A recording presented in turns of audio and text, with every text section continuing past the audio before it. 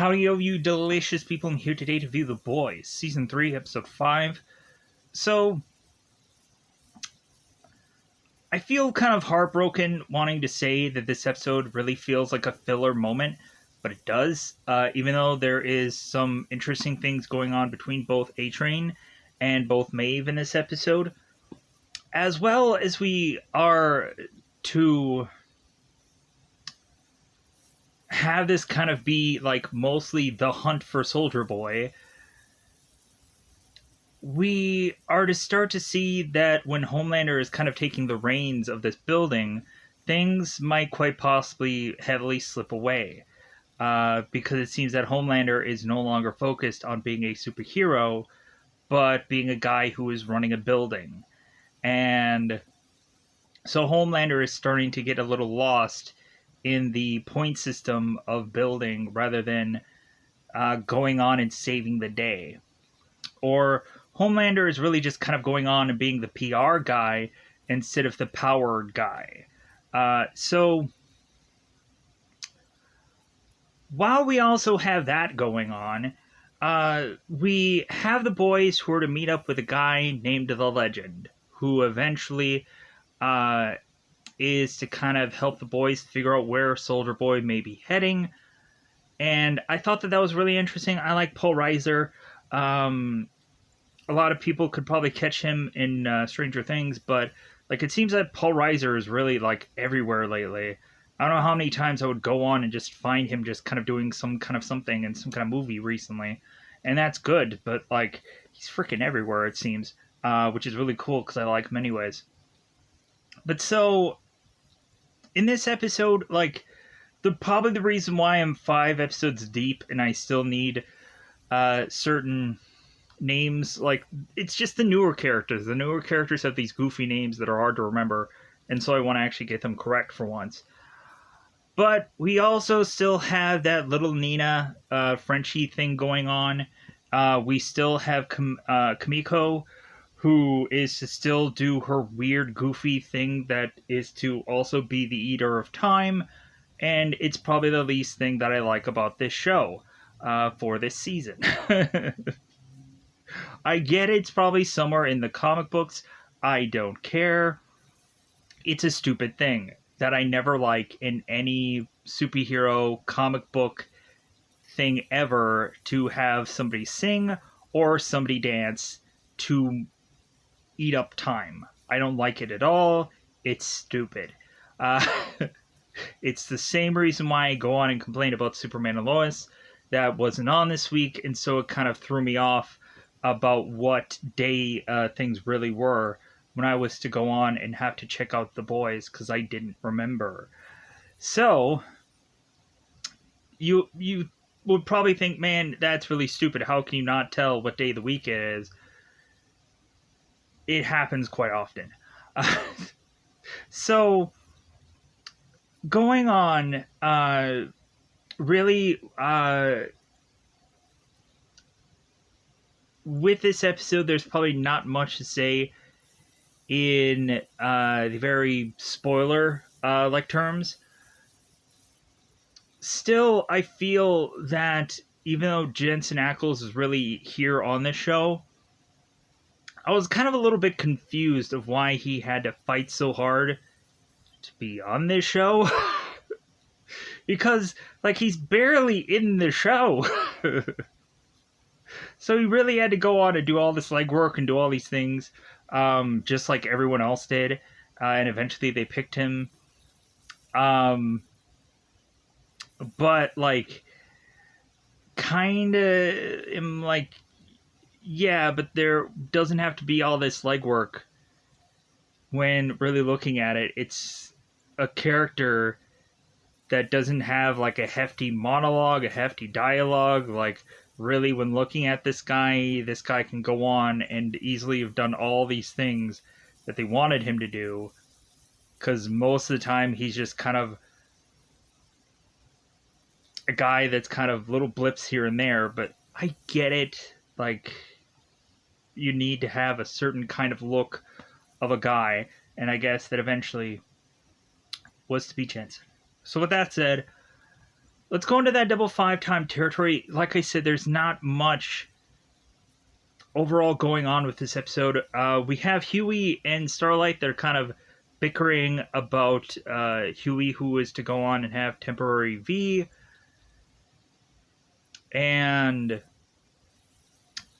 we also have it to where more and more we might have Huey and Starlight, who might have possible relationship issues after this, as well as both Butcher and Mother's Milk may also have some relationship issues after this also. Not that they're lovers, but you know what I mean.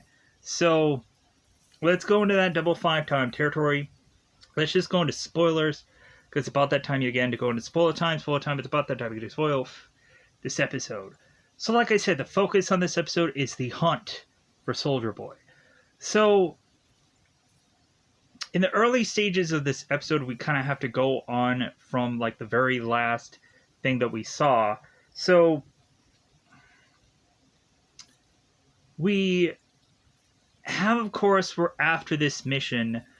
Kimiko is to be nursed up, and so Butcher is to go on and ask Frenchie if Kimiko is okay, and Frenchie is to say that she is stable, but eventually they're going to take her to the hospital anyways. I think within this episode we find out that Kimiko is to possibly have lost her powers, and so she is very excited about that, and to the point of her being able to possibly have a normal existence. And there's this kind of joke around kind of thing that is to say that maybe she can finally talk, but I can't really believe that. But we do have Kimiko and Frenchie kiss in this episode, and Frenchie is to just kind of go off and have this coffee, and he's kind of like, like we kissed, but there's no real, like, he's not to say that like he loves her or anything like that. Nothing really comes out of it. So we have Kimiko that is to go on this singing and dancing thing with Frenchie to burn time, because if there isn't anything else going on in this episode. So, like, I'm gonna go on and kind of not do the episode as the episode is, because I like to stubbornly kind of do something in a certain kind of pattern, or a certain kind of like, hey, I'm just gonna focus on these characters. So really that's about as bulk as what we see with Kimiko and Frenchie. We have some times where little Nina is coming to Kimiko's room and delivering chocolate lemons, and is to continue to have little Nina tell Frenchie that what the boys did wasn't possibly good enough, and that little Nina will probably want Frenchie to continue to work with them, and as if like they're just kind of stuck with these guys, because I kind of figured that what that would end up happening anyways, because eventually once you start working with a person, there is no way to unstop working with a person that is to seem to be like a gangster kind of like thing, to where it's like, yeah, like it seems like a good relationship at first, but then when it turns around and it's like, oh no, like this is a relationship that just will never end, and eventually you'll start realizing that like trying to get out of this will never happen. You'll have to be working for this person for the rest of your life to eventually work off something that you would have naturally assumed that it was a one and done scenario, but that doesn't work out that way, because that's what always happens. So pushing on. So like kind of little Nina is kind of used very scarcely here, but that's kind of what happens with the little Nina character in this episode, the kind of aftermath of the last episode. So let's get into the Soldier Boy stuff, but not what happens towards the end of the episode. We'll kind of do little things here and there, and then we'll come back to this character. So, and this will technically be tied with some of the Seven stuff, so I'll get into that also. So, we'll do the Butcher stuff first, and then we'll head into perfect flow of things that'll work out. So, the Butcher, of course, is also just kind of spreading the, like, hey, how is everybody kind of thing, to see that Huey is ralphing in a sink. And so Butcher is like, well, hey, like, you decided to use the temporary V. You're going to get the side effects of this. So Bob's your uncle kind of thing. It's like, now tag, you're it. Because Butcher was to really, like, he had a lot of side effects that made him freaking ill. And now, of course, Huey is to be the guinea pig to go through the side effects because he chose to use these powers. So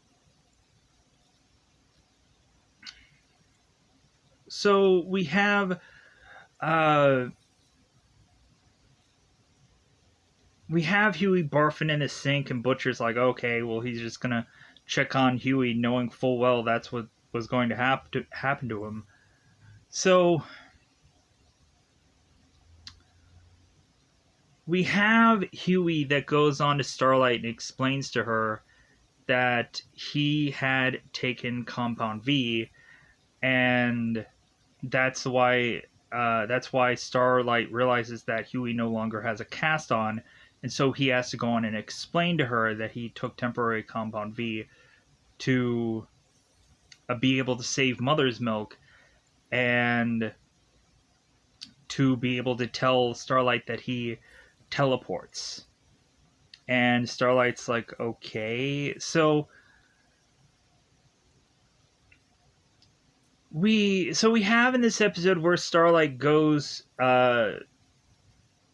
to meet up with the Seven, and we have Homelander, who is to have met all these board members, and so basically all these board members are really just there to lick Homelander's boots. Anybody that is to go on and say one lick of a negative thing against Homelander, we have it to where, like, that board member has to be kind of just intimidated and just told, it's like, why are you even here? Like you were just kind of making yourself look stupid, so get out of here. So everybody is kind of licking Homelander's boots right now, because of course they would, because they fear him. And so, but one woman brings up the whole, like, point system, and Homelander's like, oh my god, yeah, she's right. Like, I have to worry about how many points that we have, and, like, the downfall of probably the aftermath of what happened to Stan in previous episodes. So Homelander is going on and looking at, like, the stock market and all these things, and so Homelander is to go on and give the Deep the crime analyst division, where all these people are kind of on these keyboards just keying away. So we have the Deep that goes on into this area, and we immediately have the Deep that's going on, like, yeah, I've always wanted to, like, chip in and everything like that, and like every person, like, will get a fair shake in here, and this and that. And then the Deep is just like, yeah, and everybody, like, make sure you have all these kind of reports filled out, so eventually I can go in and fire you all. Pretty much. He didn't say that, but that's pretty much what he says. And we have Deep's girl Cassandra, who goes on and has all these cupcakes for all these people. It's like, yeah, get ready to get fired. So the Deep goes on, and he is to fire most of the crime analysts, to where Starlight goes and is trying to search out where Soldier Boy is, and he's using the analysts. He's using these crime keyboardists, and we have the one girl that's there that's like, yeah, like this would take like everybody like several hours to go on and do, and they would be doing double shifts. And Starlight's like, well, where is everybody? And it's like, well, the Deep fired everyone, pretty much. So Starlight is to go on and have this almond joy, and she ends up eating it. I'm like, wasn't there a thing in prior episodes about an almond joy? I swear. Um, I think that might have been the first season, and I had completely forgotten about it. But I think I had a consistent. It was either season one or season two. I don't remember. But I feel there was so much almond joys being used weirdly that I had to just point it out. Um, it probably had to have been season two because I think that's the only one where I really did a. Not quite sure. But let me know in the comments below if it's season one or season two because I know it's one season. So it was probably the first season because they had the analysts mostly used in the first season. They kind of forgot about them, I think, in mostly the second, but I think they're mostly heavily used in the first season. Anyways, moving on. So we have, of course, Homelander who goes and is to try to calm everybody down as we have a video that went out of Soldier Boy blasting a part of the city. Because Soldier Boy was to go on and be in this airport to make his way back to America to go on his way to like have clothes and be able to make it to America so he can go on and speak with the Legend so that way he can get his costume back. So because the Legend and Soldier Boy are old friends, and the Legend is to always live in the same place. So we also have A-Train, who is to have his story in this episode. A-Train is to go on and want to deal with Blue Hawk. And A-Train would have thought that they would have kind of handled this differently, but A-Train's like, well, like, since I'm a part of the Seven and I have to go on and I have to do this.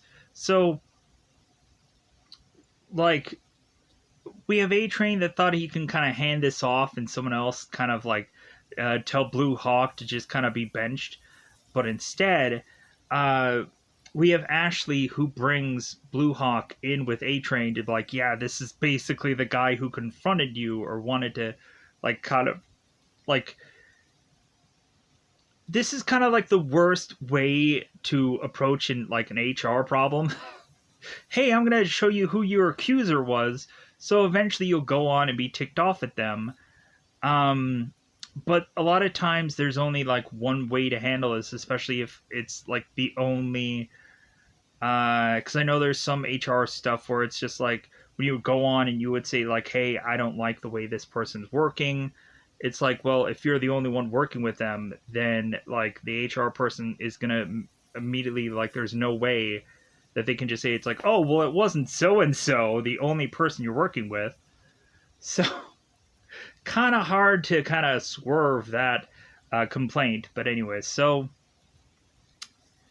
A-Train right to Blue Hawk's face is like, you know what, like I think you should try to go on and no longer like patrol in these kind of neighborhoods anymore. And Blue Hawk is just like, well, like it's not my fault that there's a certain kind of people that go on and do more crime than anyone else, and it's like I want to try to curve around what Blue Hawk was kind of saying because like I don't even want to get around what he was going on and saying in some points in this episode because F that guy. Not the actor Nick, it's just like there has to be certain characters for certain people to have something to do in an episode, so this just so happens to be it. So Blue Hawk is to need to go on and do a public apology, and this supposedly would be televised. So Blue Hawk goes to this community center to speak with a number of people in it. And so Blue Hawk is basically reading this speech word for word, like he has no real like emotion, feelings, whatever. It's like he has to go on and say all this garbage that he really truly doesn't believe. And a lot of people are very upset by that, and rightfully so, that this is just some emotionless speech that he is forced to say, and then he has to go on and donate a certain number of things to a number of people so that way he can just get out of this. And so everybody is starting to bring up the people that Blue Hawk had gone on and unrightfully hurt before. And so the more and more that these people start talking, the more Blue Hawk is to really get very upset, very riled up, and just starts beating up people within this community center. So A-Train is to try to stop Blue Hawk from what he's doing and kind of forces him out of this community center. But then A-Train turns around and realizes the carnage that is also the aftermath of what Blue Hawk had done. Realizing that now A-Train's was it brother? I want to say Nathan. A-Train's brother, friend Nathan, I don't remember which one it is. Nathan is to turn around and find out that he is paralyzed from the waist down and he'll never be able to walk again. And so now A-Train, from him possibly being the bad guy, and how A-Train was confronted by Starlight of what had happened with Supersonic, and having like Starlight telling A-Train, it's like, well, hey, like, why are you like going on and helping the people that obviously don't even like you? Like, they honestly don't care about you, but you're helping them. And maybe finally A-Train is going to finally come to a decision of like, yeah, I've been on the wrong side the whole time here. Like, I've gone on and I've been like kind of afraid of Homelander, and like I've basically just been like his lackey, sadly, because of like, if A-Train is to think that he is to be good to Homelander, then Homelander would just stop giving him crap. And so now we have an A-Train moment where it's like, okay, where is this character going to go next? Is he still going to be that same guy? Or is he finally going to go on and realize that like he needs to do something else? What he's doing is not working. So it'll be interesting to see where A-Train goes next. So let's cover some Queen Maeve stuff. So we have Maeve, who is to go on and drop off some more temporary Compound V, or temporary V, to the Butcher. And so we have Butcher, who is to be drinking alcohol. And we have Maeve, who's looking at Butcher drinking alcohol. And the Butcher's like, hey, you want some? And she's like, I'm 4 months sober, you piece of shit. And Butcher's like, well, I'm a year sober. So we have Maeve, who eventually decides that she's going to drink. And we have like the Butcher and Maeve kind of deciding like where they think that this battle may go depending on the numbers that they get. Probably saying that like Maeve can probably kind of bring Homelander to the brink, but like they're going to need something else. They're going to need someone else. So eventually the conversation between the both of them is to lead to Maeve uh, going on and seducing Butcher. I'm like, oh my god, this is cool. So both of them are going at it, and Maeve is thinking like, well, do you think I'm going to be enough for you now? So both of them are going at it. We can kind of wash this off as like a drunken mistake, but who knows? It probably won't lead anywhere because it'll probably just like lead to one night of fun. Because Maeve usually has a history of consistently going on and being with people, and the Butcher hasn't probably been with anybody in a while, so both of them could use a win here. In the win column, so to speak. So, with that said, I'm trying to think if there's anything in between, like, the big event. Let's talk about the legend.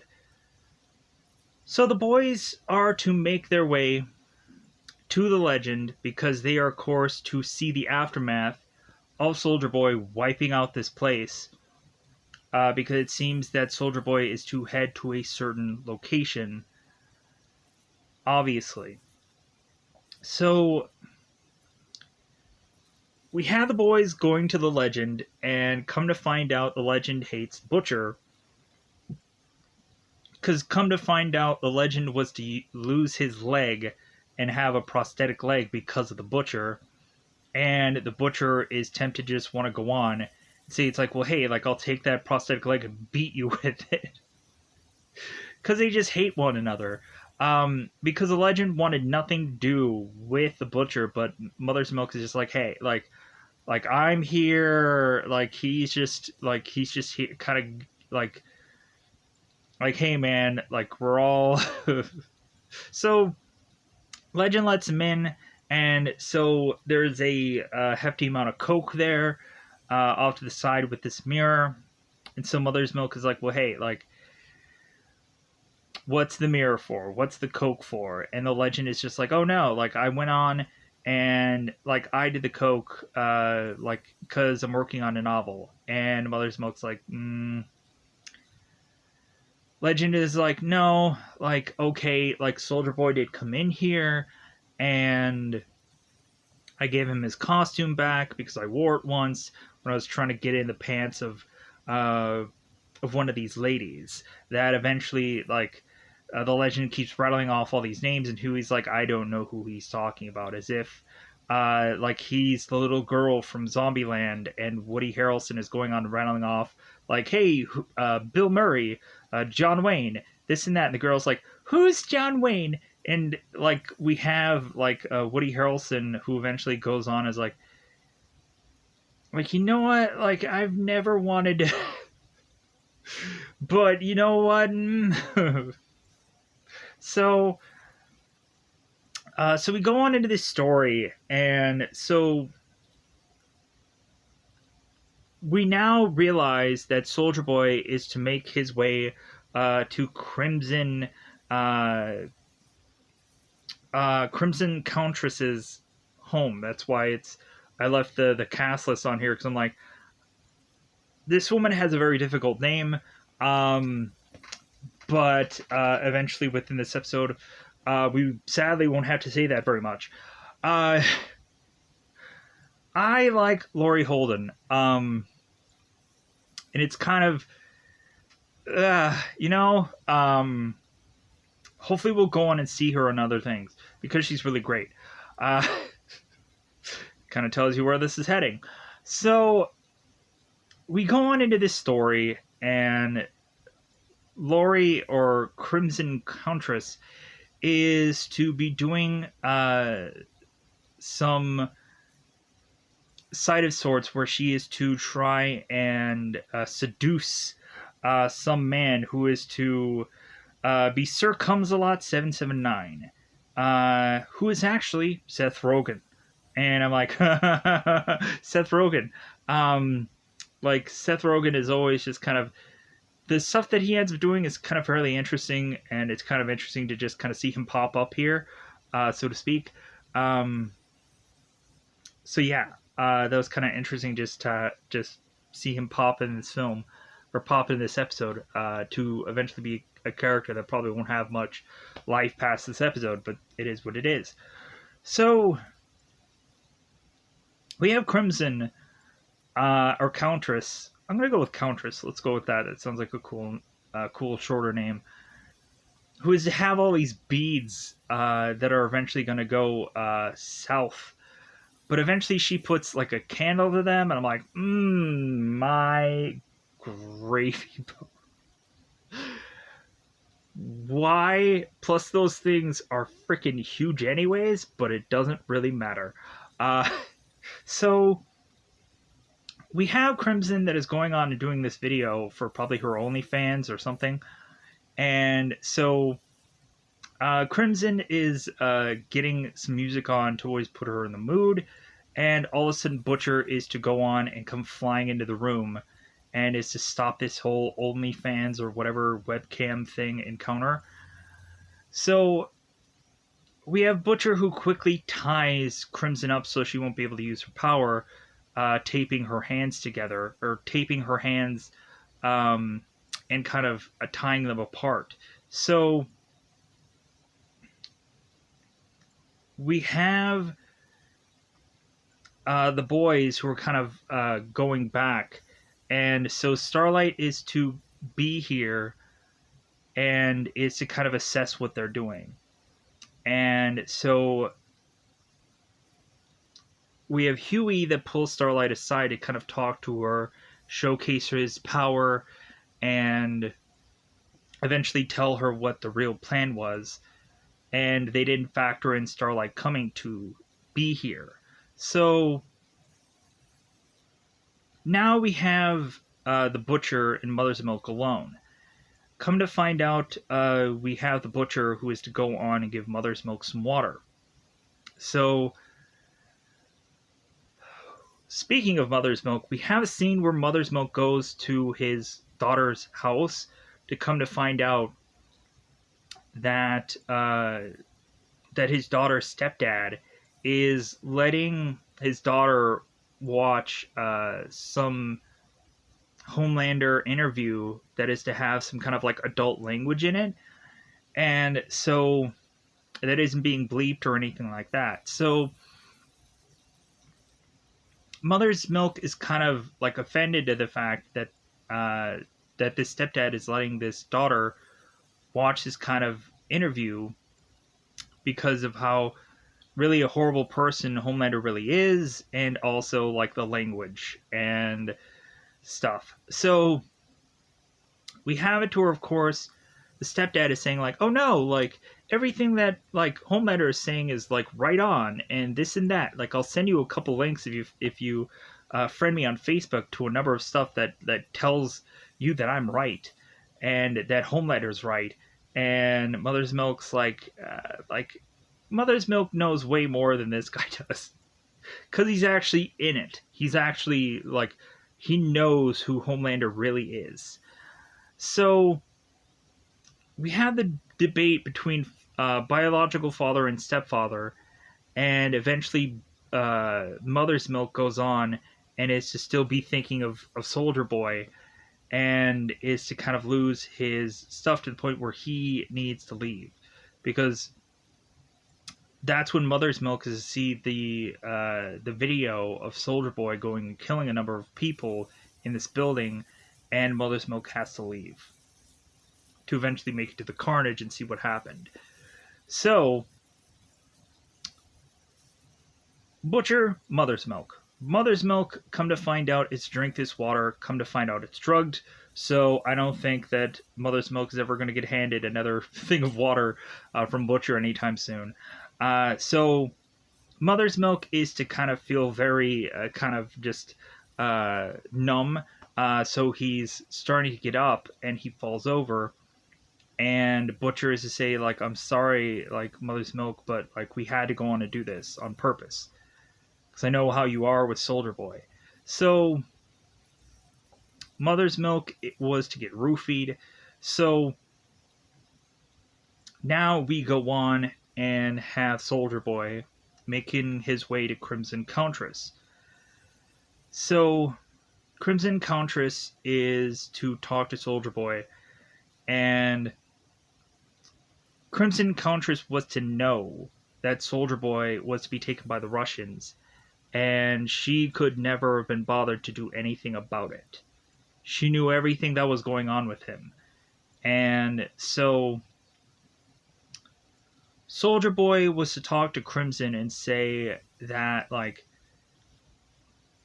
no matter what they did to me, I always held out hope, thinking that one day you were going to come for me because I thought you loved me.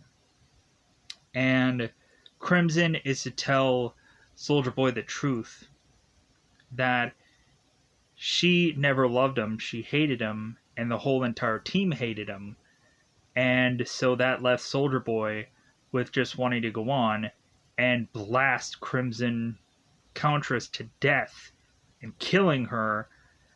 And then as Soldier Boy is to leave that place, we have Butcher asking Soldier Boy, it's like, well, hey, you interested in a team up? And Soldier Boy is like, okay, sure. Because I'm thinking at some point, Soldier Boy is probably going to go on and wipe out his old team anyways, for whoever's really left at this point. And, like, they're going to go on and, like, nuke every, like, superhero anyways. But I think there's going to be some people that are going to get, like, kind of... They're going to be collateral damage. It's going to be horrible, but it's going to happen. So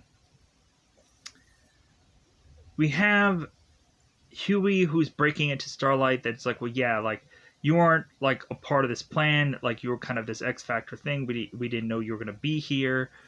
So, like, we planned all of this ahead of time. But, like, we didn't know how, like, we could go on and kind of tell you, because we didn't know you were going to be here. So Huey and Butcher had this plan all along to do everything they were going to do. So Starlight might go on and probably feel that like she doesn't know her boyfriend anymore. This may lead to a breakup. But where is Starlight left to go after breaking up with Huey? Who is she left to turn to at this point? Maybe Maeve, and that's about it. Who else could she really go to? I'm assuming Maeve is, sadly enough, probably going to get freaking caught in the crossfires also, with what's kind of going on with this story. But anyways, so we have Huey that is to showcase to Starlight what his power is. He teleports and then he's naked. And so we have Starlight that's just like, okay, but this is like, what good is this power really? And Huey was to go on and be tempted to use his power again, because Huey's to think that if he has his power, he'll be much more confident instead of just being this weakling character that everybody kind of has to go on and kind of protect. Like, now we have Huey that can go on and possibly be a factor in on the whole power game, because he can technically teleport. Which, really haven't seen his power come to real much use yet, besides the whole, like, arm through the chest thing, but still...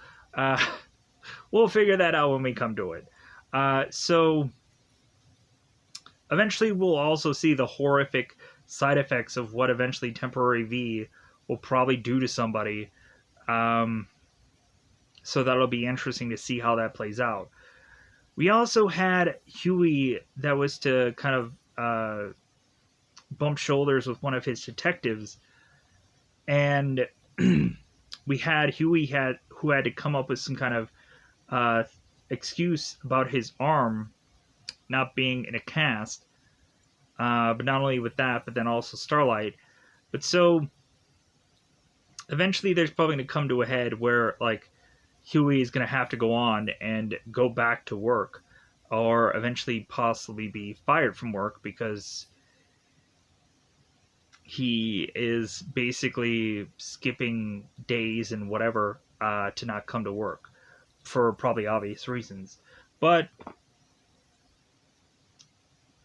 they're the boys are thinking the reason for this team up is to possibly like have to not only one try to kill Homelander, but also they're afraid of Newman also. To see that they might have to try to go on and figure out that they might have to kill her also. Um, so we'll kind of see how the chess pieces fall where they may within these episodes to kind of see who gets got when. So with that said, I think I'm going to get out of here so I can go on and do other things. Let me know in the comments below how you felt about this episode, because there might be something that I forgot about, because I'm sure that happens all the time. There might be little things here and there that I kind of details and whatever. But at the end of the day, I'm going to say I'm going to get out of here so I can go on to review something else for the day. So goodbye, everybody. Bye, everybody.